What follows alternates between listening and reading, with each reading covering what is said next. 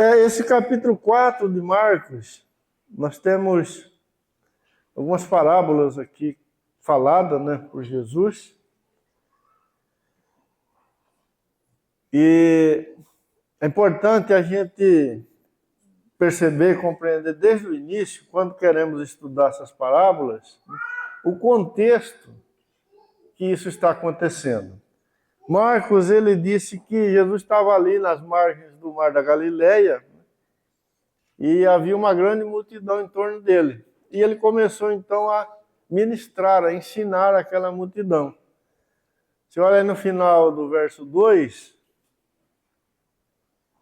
e Jesus estava fazendo o doutrinamento daquela multidão, né? Então ele estava ensinando o reino de Deus, ou falando sobre o reino de Deus.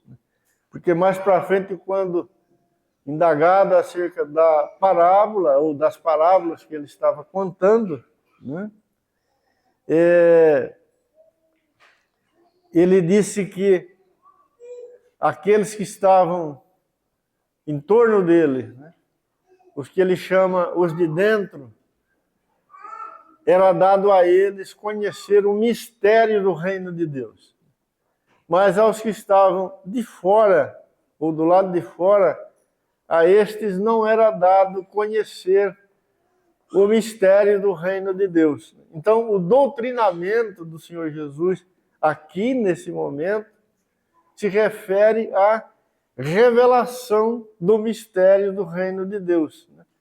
Ou seja, Jesus não estava ensinando aquela multidão acerca de qualquer coisa, né? Ele estava, na verdade, falando, né, sobre o propósito eterno de Deus, ou sobre aquilo que desde os tempos eternos estava, né, e está no coração do Todo-Poderoso. Então Jesus não contou estas parábolas para ensinar algumas coisas importantes, né, para aquela multidão. Lógico que isso também aconteceu. Mas ele tinha um alvo, né, um objetivo. Ele estava revelando a mente de Deus, aquilo em que realmente o Senhor Deus está fazendo desde os tempos eternos, né? Então isso é extremamente importante, né, para a nossa compreensão. Olha aí o versículo 10 e 11 do capítulo 4. Quando Jesus ficou só, os que estavam junto dele com os 12 interrogaram a respeito das parábolas. E ele lhe respondeu: a vós outros é dado conhecer o mistério do reino de Deus, mas aos de fora tudo se ensina por meio de parábolas, né? Então, era isso que estava acontecendo ali. Para os de dentro, a revelação. Para os de fora, não havia revelação naquele momento. Esse capítulo 4, ele registra o mesmo momento que Mateus registrou lá no capítulo 13, né? E Mateus, ele registrou mais parábolas do que Marcos, né? Lucas também registrou esse momento. Então podemos estudar essas parábolas, né, nesses três evangelhos. Tem algumas coisas que Marcos falou e Lucas também falou, mas falou um pouco mais, ou falou de uma outra maneira. Então é importante, né, a gente ter essa liberdade de transitar aí entre os três evangelhos e tirar, né, o máximo proveito de tudo aquilo que eles registraram sobre esse momento tão especial do Senhor ali com os seus discípulos e também com aquela multidão. Para facilitar, vamos inicialmente definir algumas coisas, irmãos, para a gente avançar aqui na compreensão do que o Senhor Jesus está ensinando, né? Uma coisa que eu queria definir também com os irmãos é Marcos capítulo 4, verso 3. Eis que saiu o semeador a semear. Quem é o semeador aqui? O semeador é o próprio Cristo. Não é outro senão o próprio Cristo. Porque Mateus, no capítulo 13, no verso 37,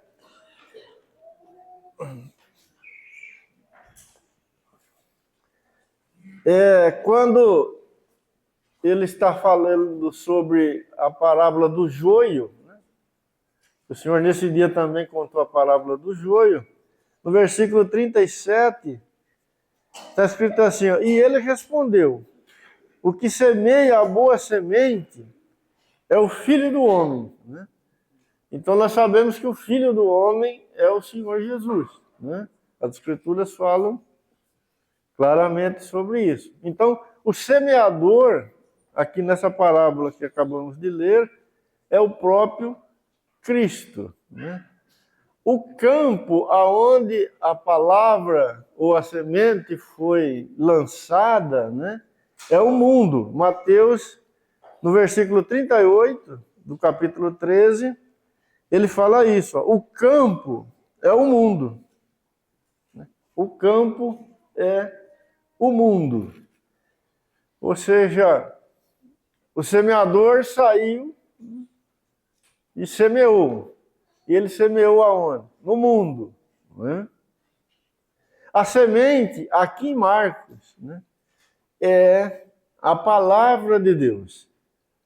Capítulo 4, versículo 15. São estes o da beira do caminho, onde a palavra é semeada.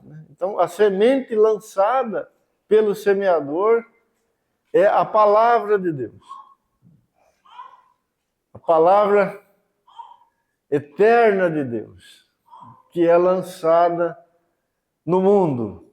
E veja que Jesus está ensinando sobre o mistério do reino de Deus. Os frutos que são colhidos, né? Marcos 4, verso 29, quando o fruto já está maduro, logo se lhe mete a foice, porque é chegada a ceifa, né?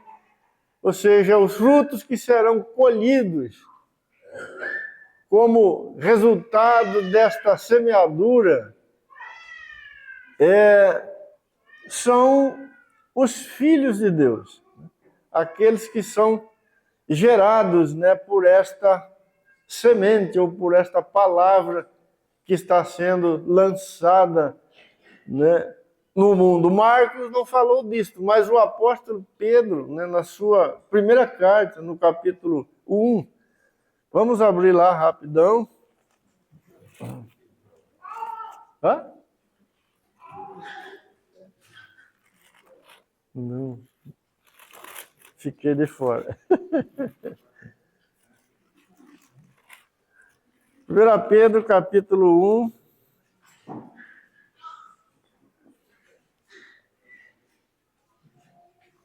Verso 23.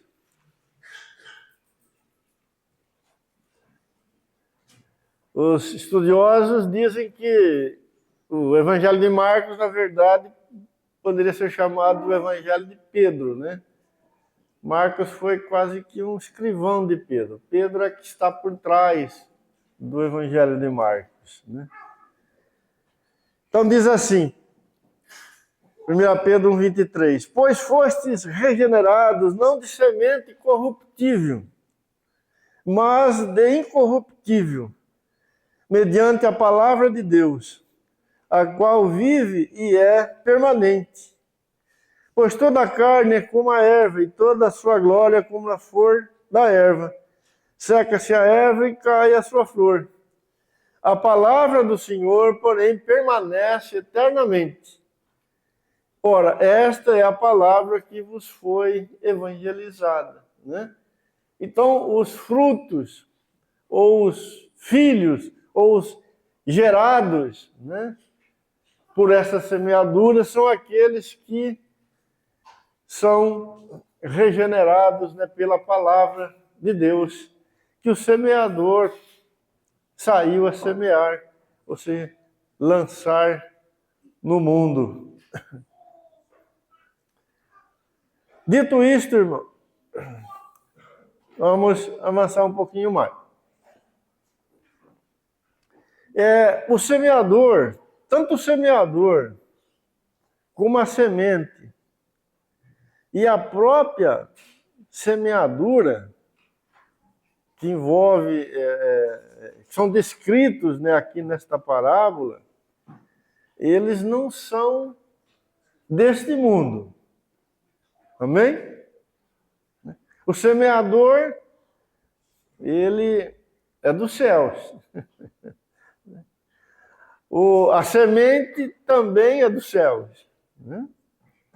E a metodologia, ou seja, a maneira como o semeador faz a sua semeadura também não é deste mundo. Nós vamos ver depois como foi que ele fez a semeadura. Então, esta colheita, que no final Deus mesmo fará, porque ele diz que vai enviar os seus anjos, né, para meter a foice, né, na sua lavoura quando ela estiver pronta, e irá recolhê-la no seu celeiro. Né? A maneira, né, como isso está sendo executado neste mundo também procede de Deus. O Senhor disse: eu edificarei a minha igreja, né? E as portas do inferno não prevalecerão contra ela. Né? No Evangelho de João, capítulo 1,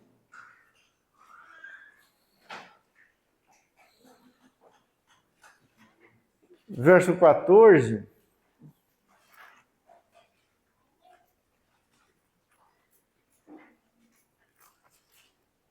é um versículo bastante conhecido. Diz assim: o Verbo se fez carne. O Verbo é a palavra de Deus, a palavra eterna de Deus. Então a palavra eterna de Deus, ou o Verbo de Deus, se fez carne e habitou entre nós, cheio de graça e de verdade. E vimos a sua glória como a glória do unigênito do Pai. Então o Deus invisível, o Todo-Poderoso, o Eterno Senhor, se fez carne, se fez homem, né? E se mostrou plenamente a nós. João afirmou, né? João testemunhou: vimos a sua glória, glória como do unigênito do Pai. Então a palavra de Deus, ela veio dos céus. Essa palavra que está sendo semeada, ela não é deste mundo. No Evangelho de João, no capítulo 12, versículo 24,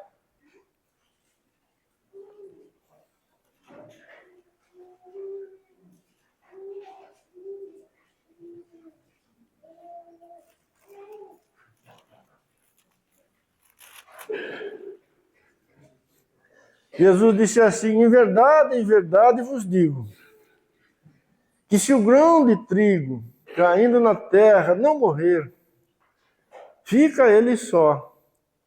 Mas se morrer, produz muito fruto. Né? Então o próprio Senhor aqui diz que ele é o grão de trigo, ele é a semente de Deus, que veio do céu, ou o Verbo que se fez carne, e veio para se reproduzir. Veio para não ficar mais só, para que muitos outros viessem também a fazer parte desta colheita de Deus. ou seja, a 30, a 60 e a 100 por um.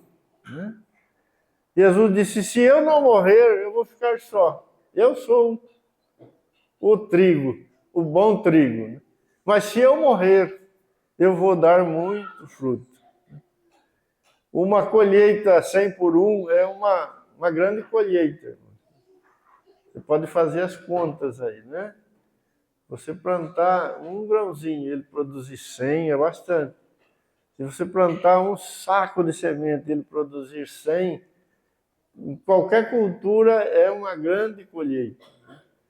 Então a vida do Senhor Jesus, a semente que veio do céu, ela iria se multiplicar. Né? E é isso que Deus está fazendo. Era sobre isso que Jesus estava falando lá no Mar da Galileia. Voltando para o Evangelho de João, no capítulo 1,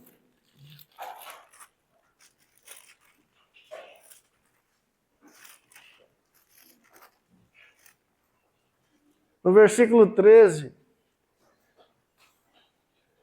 João está falando sobre os filhos de Deus, né?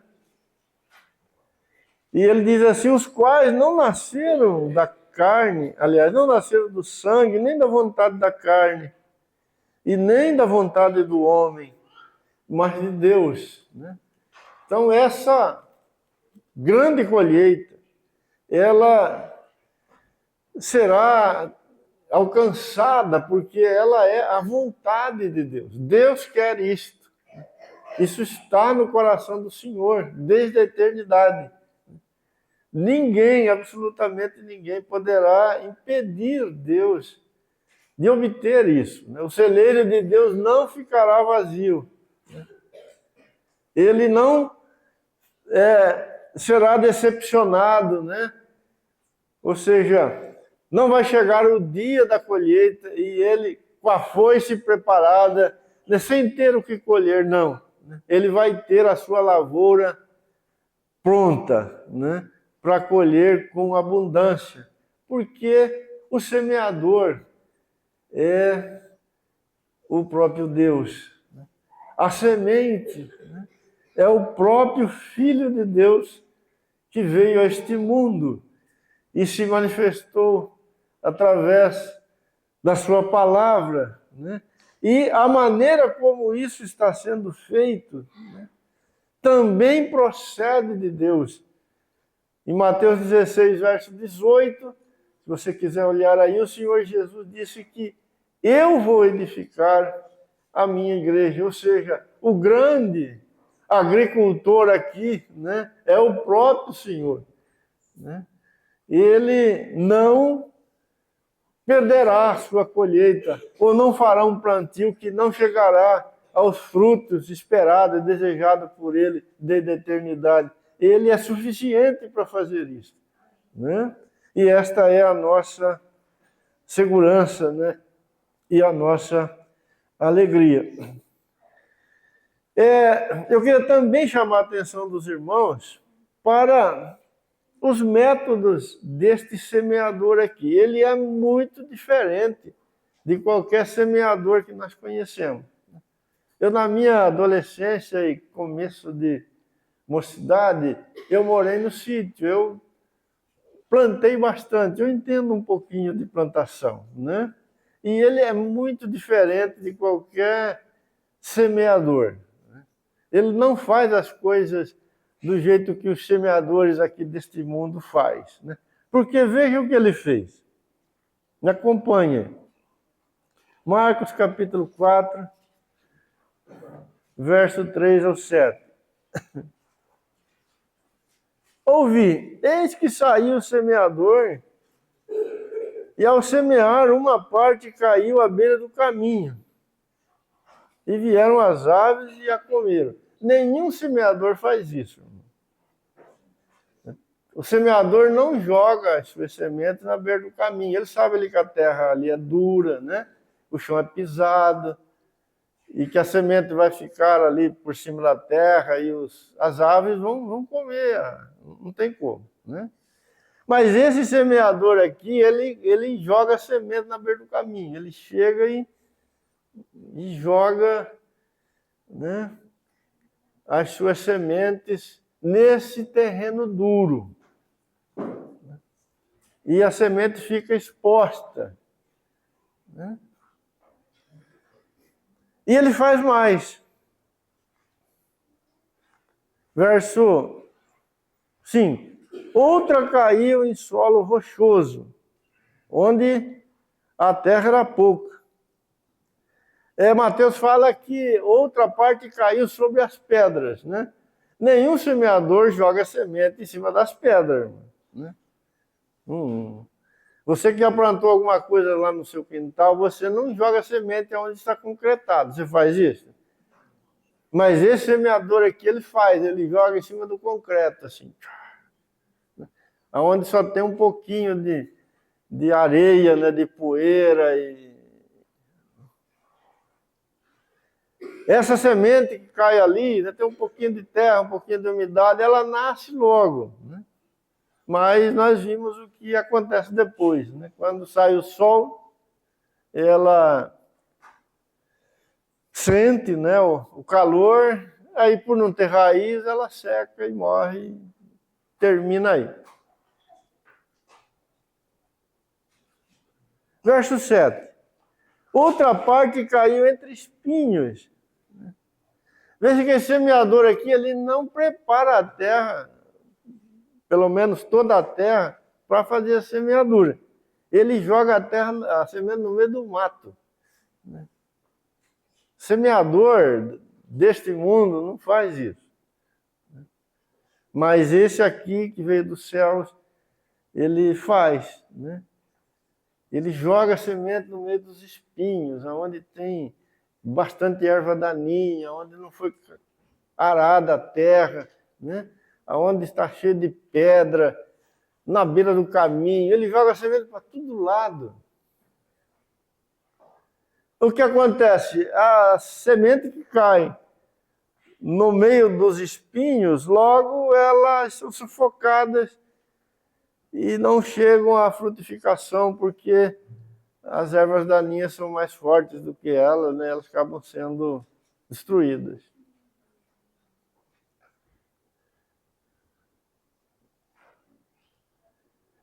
Mas tem uma outra parte que caiu em terra boa. Então tem uma parte da terra que ele prepara ela.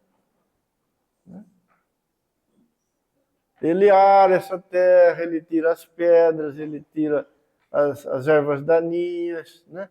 Não é na beira do caminho, é uma terra boa, terra própria, terra que está pronta para receber a semente. Esta semente que cai ali, beleza, né? Ela vai nascer, vai crescer, vai dar frutos e depois ela vai ser colhida, né, no momento certo, né, por aquele que fez o plantio. Isso está aí no verso 8, né? Capítulo 4, verso 8. Outra, enfim, caiu em boa terra e deu fruto, que vingou e cresceu, produzindo a 30, a 60 e a 100 por um. Por que as coisas são assim, irmãos?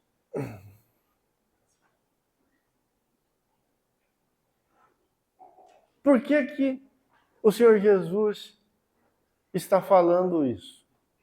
Veja que ele está falando sobre o mistério do reino de Deus. Ele está falando sobre aquilo que está no coração e na mente de Deus desde os tempos eternos. Ele está fazendo um doutrinamento.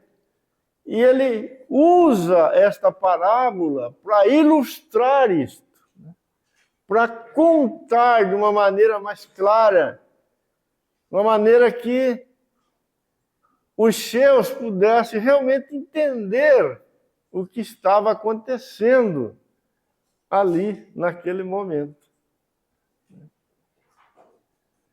Ou seja, Jesus estava dizendo para aquela multidão, né, que o evangelho que ele estava sendo anunciado, ou a palavra que estava sendo pregada por ele, estava sendo distribuída em vários terrenos. Mas que apenas um destes vários terrenos frutificou, os demais não. E logo em seguida, o Senhor, ele fala algo, né, que parece desentoar aqui com o resto, né, do assunto. Olha aí, capítulo 4, verso 11.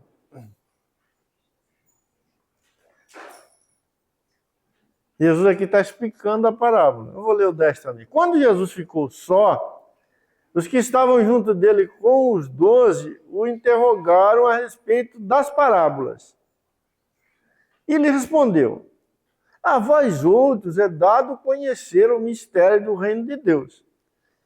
Mas aos de fora tudo se ensina por meio de parábolas, para que vendo, vejam, e não percebam, e ouvindo, ouçam e não entendam, para que não venham a converter-se e haja perdão para eles.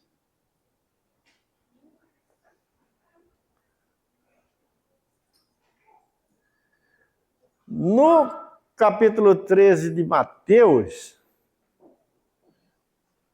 a partir do versículo 11, nós temos a mesma fala de Jesus, só que ela é um pouco mais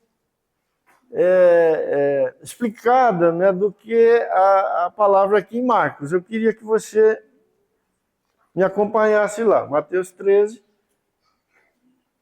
versículo 11.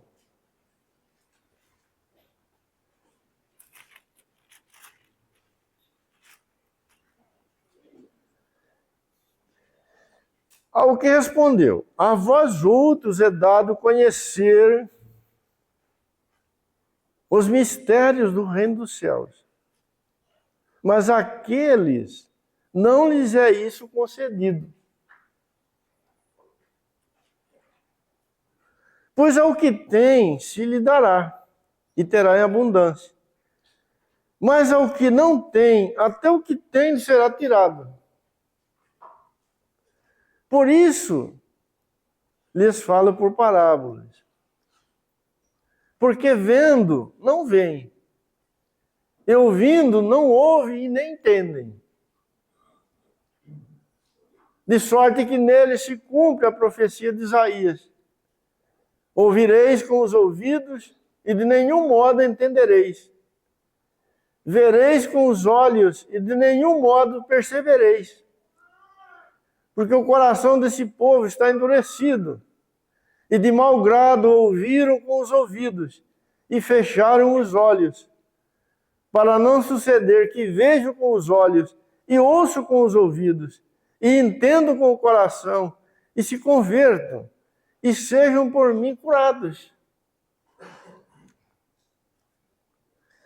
Bem-aventurado, porém, os vossos olhos, porque veem, e os vossos ouvidos, porque ouvem.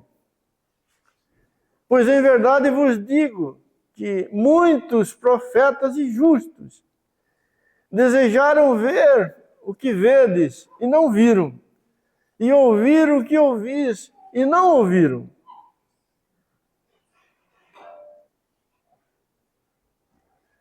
Atendei vós, pois, a parábola do semeador.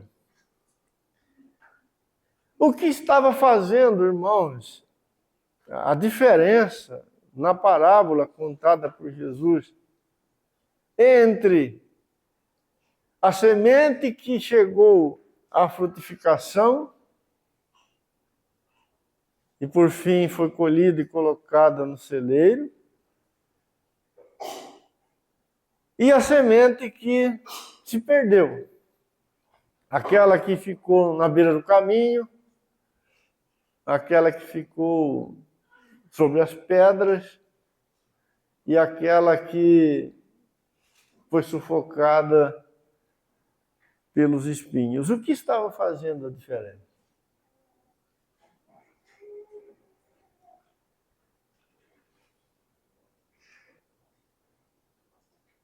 Ver,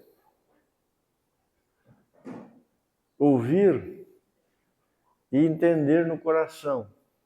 Ou não ver, não ouvir e não entender no coração.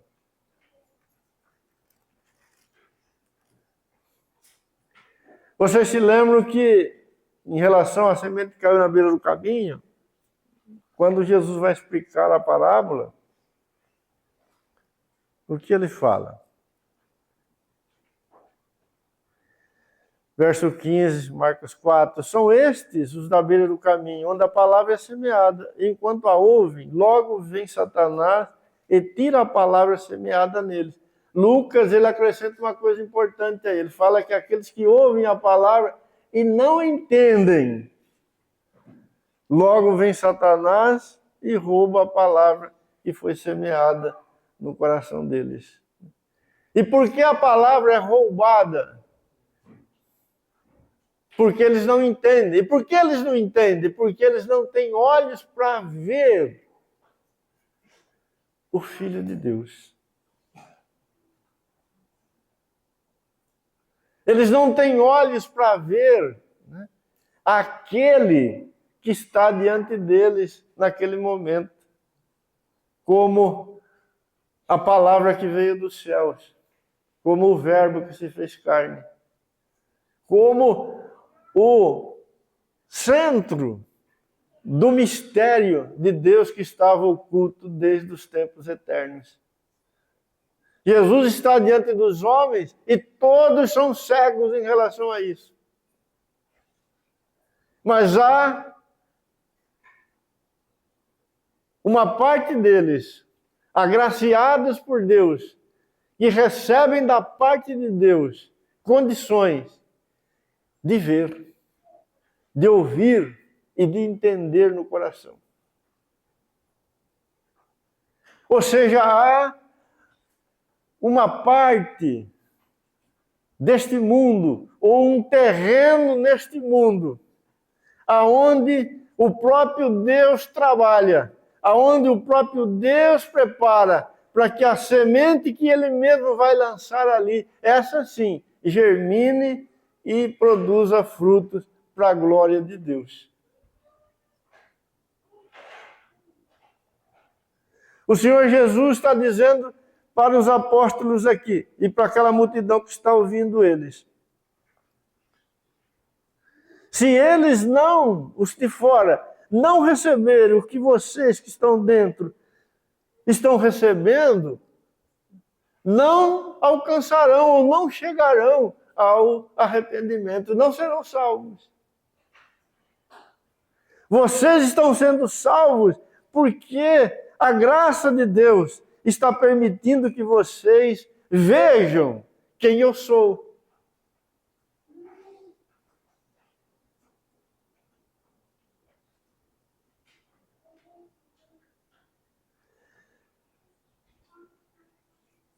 Ele cita, né, que muitos profetas e santos do passado desejaram, né, ver um dia do Filho do Homem e não tiveram esse privilégio. Ou seja, algo maravilhoso, né, da parte de Deus estava sendo concedido àquela multidão, a parte daquela multidão que estava ali em torno de Jesus, para quem ele estava revelando os mistérios do reino de Deus. O apóstolo Paulo, quando ele escreve, né, a sua carta, segunda carta aos Coríntios, ele fala disso, ele explica isso de uma maneira maravilhosa. Eu queria que você abrisse comigo, 2 aos Coríntios, capítulo 4.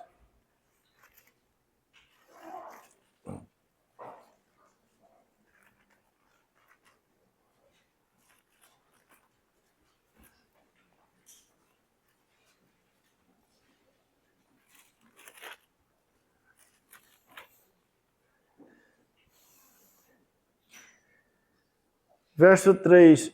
Mas, se o nosso evangelho ainda está encoberto, é para os que se perdem que está encoberto. Isso equivale a ser terra de beira de caminho, a ser terra cheia de pedra, de rocha.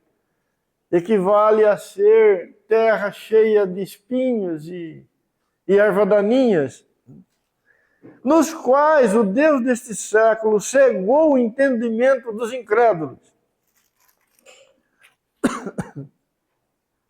para que não lhes resplandeça a luz do Evangelho da glória de Cristo, o qual é a imagem de Deus. Jesus disse, olha, eles têm ouvido, mas eles não ouvem, eles têm olho, mas eles não veem, eles têm coração, mas eles não entendem. E, por ser assim, eles não chegam a arrependimento e não serão salvos. Mas vocês são bem-aventurados, porque vocês têm olhos e veem, têm ouvidos e ouvem, têm coração e entendem. Então vocês são aquela terra preparada, aquela terra que Deus colocou a sua mão, que foi dado condições de ver o Filho de Deus. É apenas aí que a palavra de Deus vai crescer e frutificar. É apenas aí que Deus vai ter a sua colheita. Ou seja, é a graça de Deus, a graça de Deus apenas, que frutificará para a glória do Senhor. E segue Paulo. Porque não nos pregamos a nós mesmos, mas a Cristo Jesus como Senhor e a nós mesmos como vossos servos. Verso 6. Porque Deus que disse, das trevas resplandecerá a luz. Ele mesmo resplandeceu em nosso coração para a iluminação do conhecimento da glória de Deus na face de Cristo. Paulo sabia, né, que ele foi ajudado pelo Senhor, por isso ele viu a glória de Deus na face de Cristo.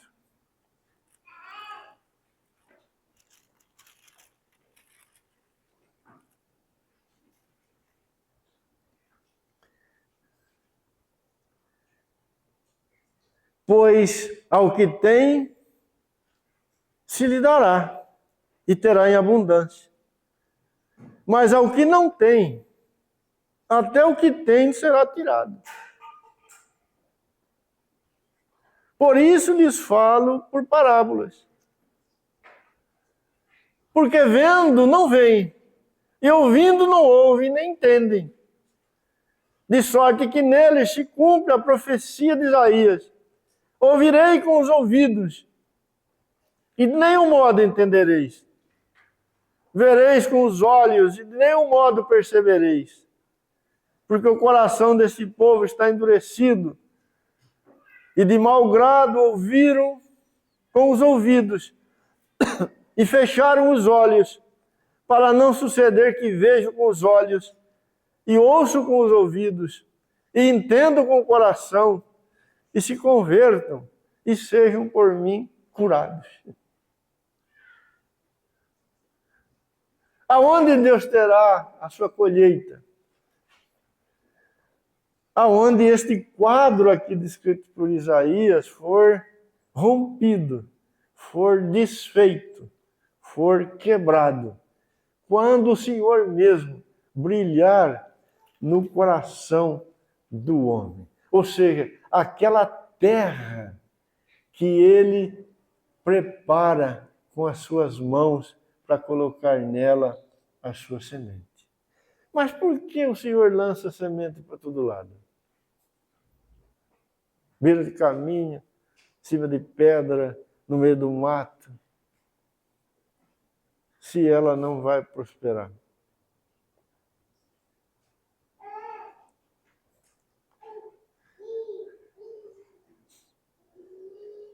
A verdade precisa ser anunciada para todo homem. O evangelho é para uns cheiro de vida e para outros cheiro de morte.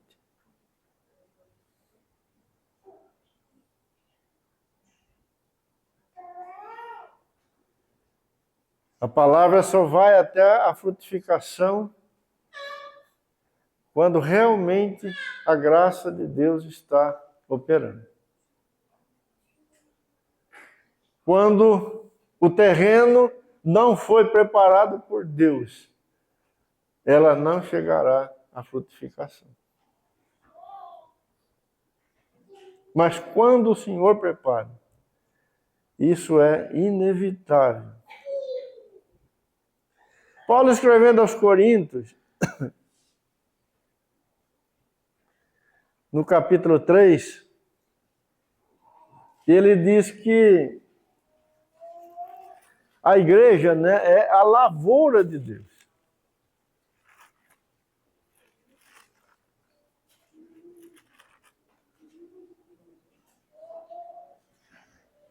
Capítulo 3, de 6 a 9. Paulo disse assim: eu plantei, Apolo regou, mas o crescimento veio de Deus. De modo que nem o que planta é alguma coisa, nem o que rega, mas Deus que dá o crescimento. Ora, o que planta e o que rega são um, e cada um receberá o seu galardão, segundo o seu próprio trabalho. Porque de Deus somos cooperadores. Então Paulo diz que ele e Apolo que eram cooperadores de Deus dessa plantação, né? Ou semeadores aqui contratados pelo grande semeador. Porque de Deus somos cooperadores. Lavoura de Deus, edifício de Deus, sois vós. Então, os salvos, eles são a lavoura de Deus. Aquela terra boa que o Senhor semeou, a boa semente ali. E Paulo aqui está, né, atribuindo isso à igreja. A igreja do Senhor é esta lavoura. Vamos voltar lá para Marcos.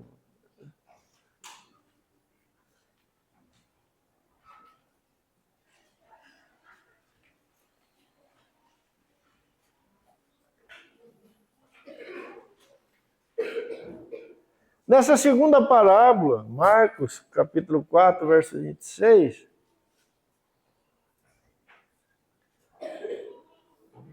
Jesus está discorrendo, né, sobre o assunto do mistério do reino de Deus.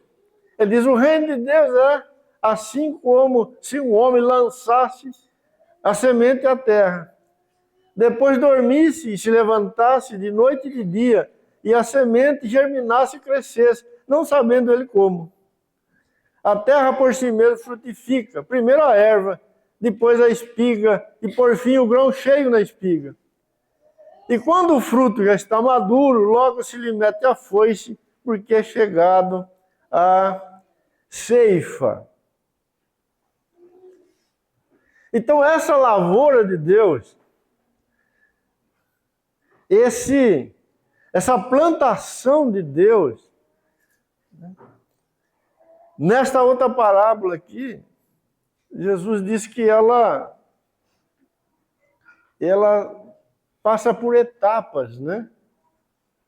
Isso pode ser aplicado à igreja desde o seu início até o dia da volta do Senhor Jesus, mas também pode ser aplicada individualmente, ou seja, na vida de cada um de nós. E a parábola diz que primeiro vem, lógico, a semeadura, né? A germinação. E depois a erva, verso 28. Depois a espiga e, por fim, o grão na espiga.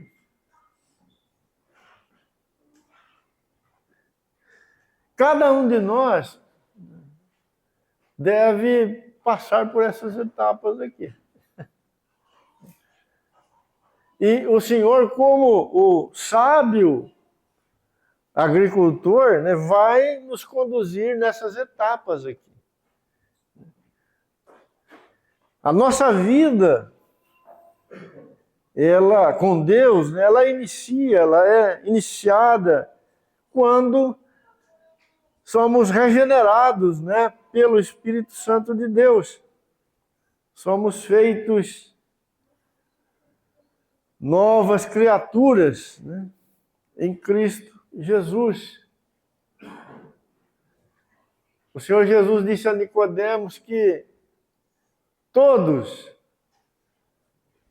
precisam nascer de novo para se tornarem, né, filhos de Deus.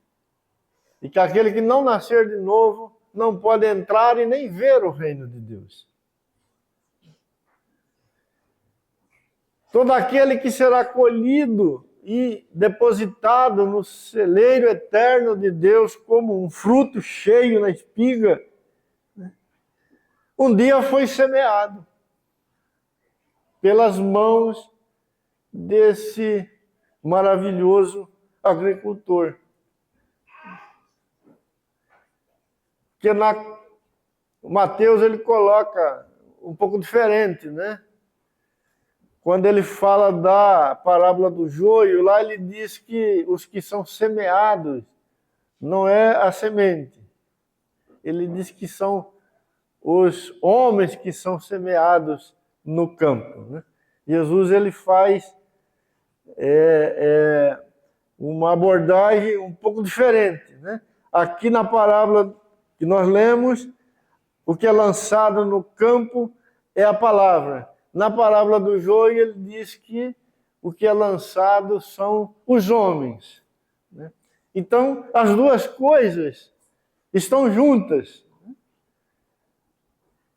Não podem ser separadas. Ou seja, a palavra de Deus e aqueles que acolhem a palavra de Deus, né, são lançados por Deus neste mundo.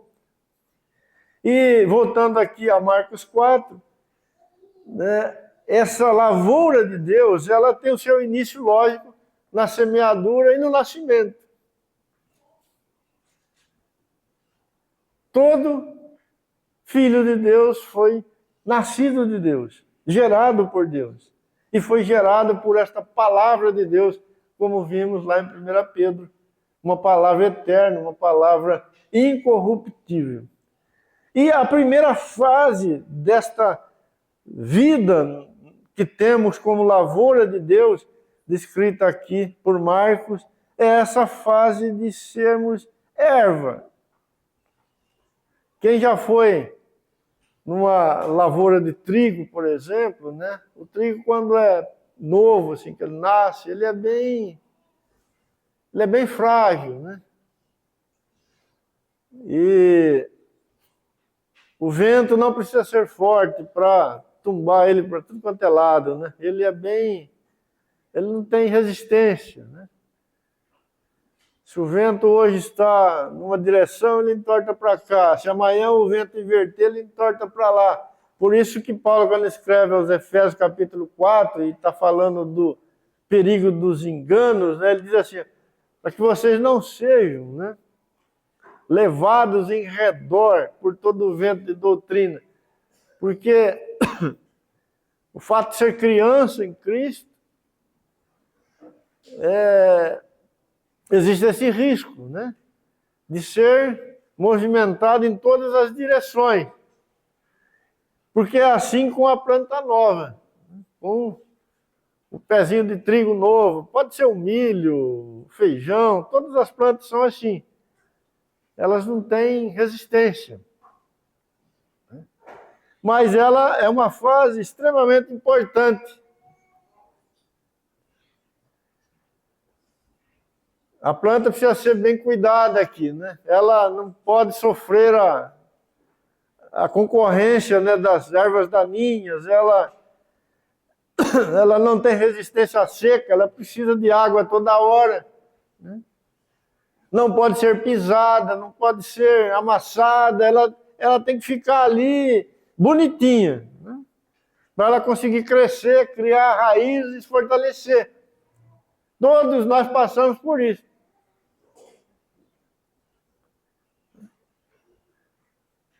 Todos aqueles que são feitos na lavoura de Deus, porque viram o Filho de Deus, que tiveram seus olhos abertos para ver o Salvador.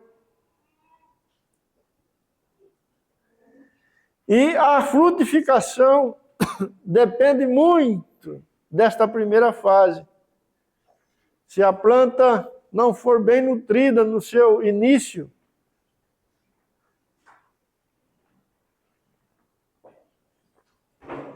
o seu fruto será menor, será prejudicado. Eu plantei um pouco de melancia lá em casa no ano passado e cometi um erro fatal lá, né?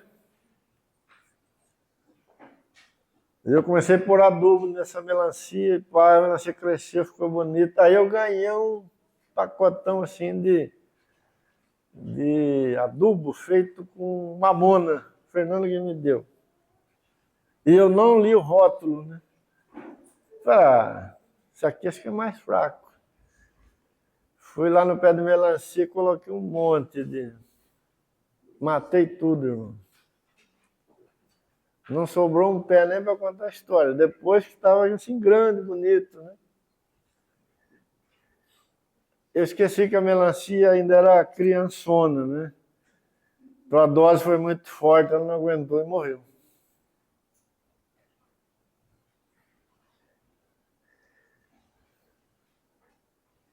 A terra por si mesma frutifica primeiro a erva. O Senhor faz de nós seus filhos. Mas somos, a princípio, crianças. Mas isso deve ser mudado, né? E devemos crescer para a maturidade. E Efésios capítulo 4, verso 13.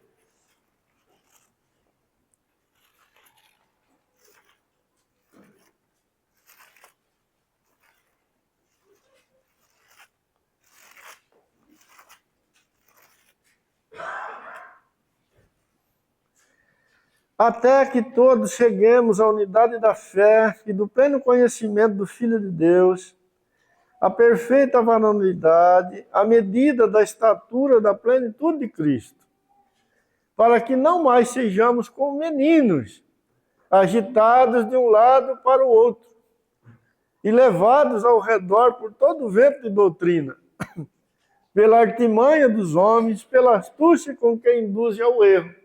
Então, essa é a criança. Essa é a planta novinha, o vento entorta ela para todo lado. Mas não podemos ficar aí. E não vamos ficar aí. Verso 15. Mas seguindo a verdade em amor, cresçamos em tudo naquele que é o cabeça. Devemos prosseguir na nossa jornada para a maturidade. Por isso, depois da erva, vem a espiga. Não é isso? Quando a planta atinge essa fase aqui, ela já está com as suas raízes, né?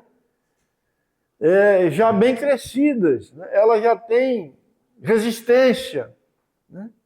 Ela já não entorta facilmente, né?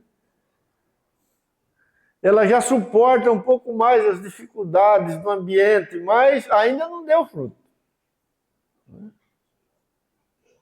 Ela não, se ela for colhida ali, ela não serve para nada, né?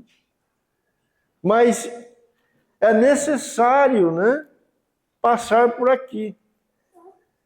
Ou seja, a verdade em amor deve fazer o nosso coração crescer em Cristo Jesus. Para quê? Verso 16. De quem todo o corpo, bem ajustado e consolidado pelo auxílio de toda a junta, segundo a justa cooperação de cada parte, efetue seu próprio aumento para a edificação de si mesmo em amor.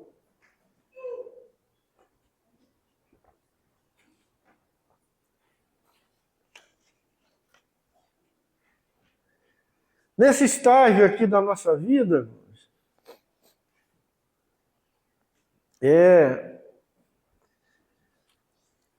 a meninice, né, já deve ser algo do passado, né? Já deve ter ficado para trás.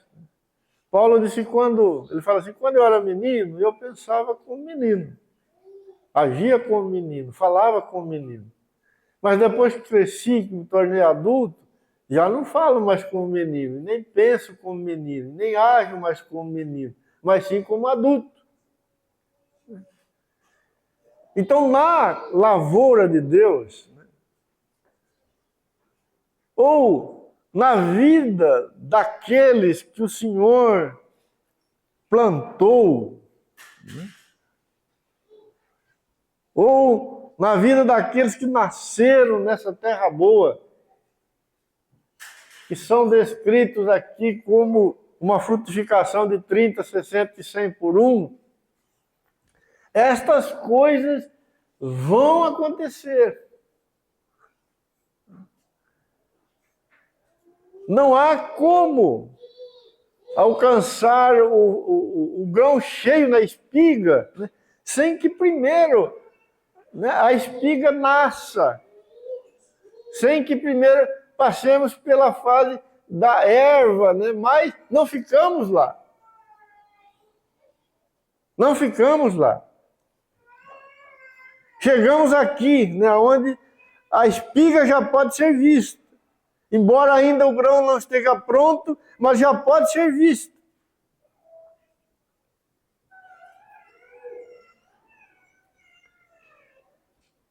E avançando aí, Marcos 4, verso 28. Depois da espiga e por fim, o grão cheio. Pode ser o de trigo, de milho, enfim.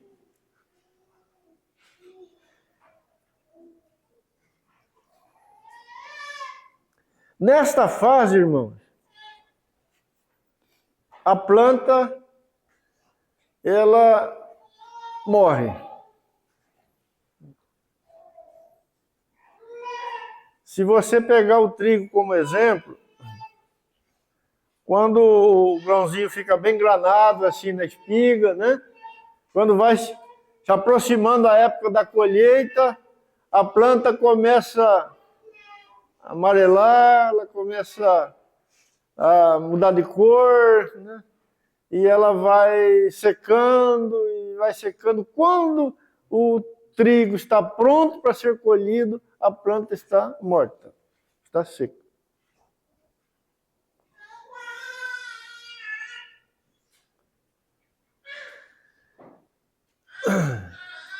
Paulo escrevendo aos Colossenses, capítulo 1, verso 24,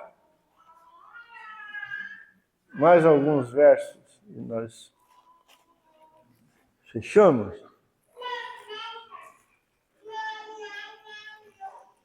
Ele disse assim: e agora me regozijo nos meus sofrimentos por vós, e preencho o que resta das aflições de Cristo na minha carne, a favor do seu corpo, que é a igreja. Veja o que Paulo está dizendo a respeito da sua vida, como que ele estava vivendo. Ele disse que estava sofrendo no corpo dele o resto das aflições de Cristo em favor da igreja. Escrevendo aos Coríntios, né, Paulo disse que ele vivia os seus dias debaixo de uma sentença de morte. O próprio Senhor disse que todo aquele que quisesse ser seu discípulo teria que tomar a sua cruz e segui-lo. Porque todo aquele que quisesse ganhar a sua vida iria perder. Mas todo aquele que perdesse a sua vida iria ganhar. Então, a lavoura de Deus, aqueles que são plantados por Deus, aqueles que por graça de Deus foram introduzidos, né, nessa terra abençoada, aqueles que ganharam olhos para ver o Senhor, ganharam olhos para chegar aqui, para serem feitos colheitas de Deus, para serem recolhidos no celeiro de Deus.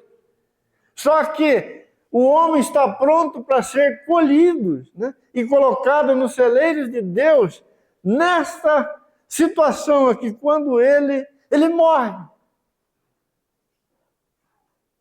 Não tem como chegar à frutificação bonito, verdão, crescendo, todo empetecado, não. Ninguém chega lá assim. Pessoal que planta soja, né? Está chegando a hora de colher soja e de repente a plantação quer ficar verde. E o grãozinho já está secando lá na vai e o pé está verde. Sabe o que o agricultor faz? Existe um produto, e ele vai lá com o trator, ou com o avião, ou com o drone, ou com a bomba e joga na planta. No outro dia ela está toda morta.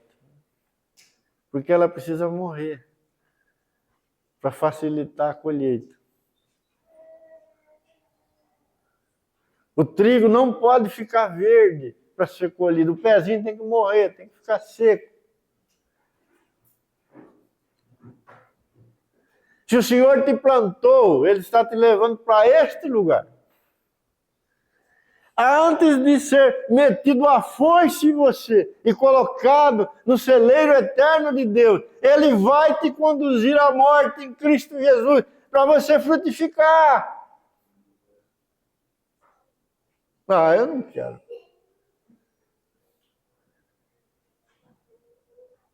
Se for o Senhor que me plantou, eu quero ficar sempre cheirosinho, verdinho, bonitinho, com aguinha, com um solzinho, temperatura 22 graus, sem vento, sem geada, sem neve, sem chuva de granizo, sem nada disso, porque eu sou plantinha do Senhor. Não existe isso. Na plantação do Senhor não existe isso. Porque os que estão plantados lá ganharam olhos para ver o Salvador, o mistério de Deus. Israel não viu o mistério de Deus, não ganhou olhos para ver o mistério de Deus e nem ouvido para ouvir os mistérios de Deus. Continuaram cegos, não viram a glória de Deus na face de Cristo.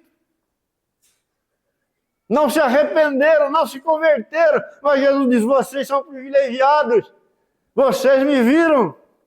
Vocês ganharam olhos para me ver. Só que nós estamos vendo quem? O nosso Salvador, o crucificado.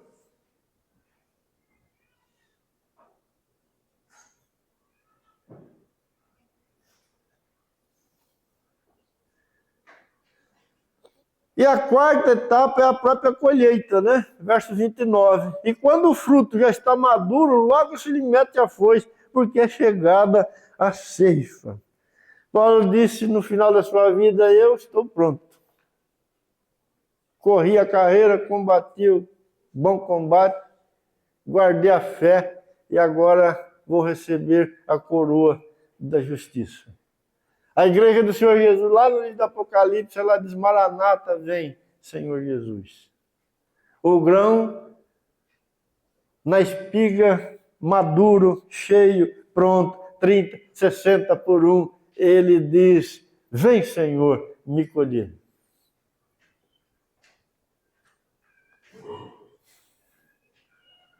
Aqui nós temos a glorificação em Cristo Jesus. Cristo em vós, a esperança da glória. Cristo em vós, a esperança da glória. Neste grão cheio nós temos o que Paulo falou aos Gálatas, que ele sofria dores de parto, até que Cristo fosse formado neles. Ser um grão pronto para ser colocado no celeiro é ter Cristo formado nele, né, para a glória de Deus.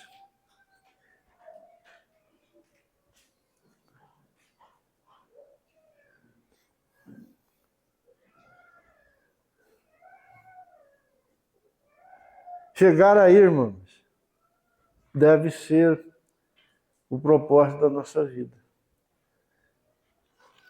E eu quero ler esse último versículo. Citei ele, mas quero ler com você. Abre aí em Gálatas 4, 19.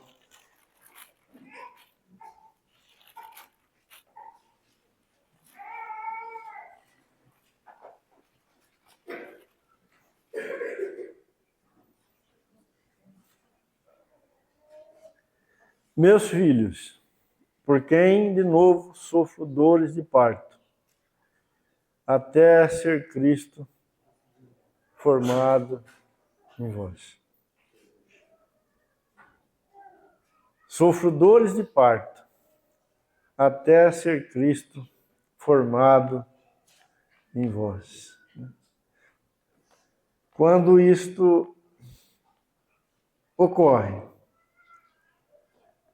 o grão está pronto para ser recolhido, depositado no celeiro de Deus para todo sempre. Esse é o nosso chamado, irmãos. É por isso que somos lavoura de Deus. É por isso que fomos agraciados com tanta misericórdia por nosso Senhor.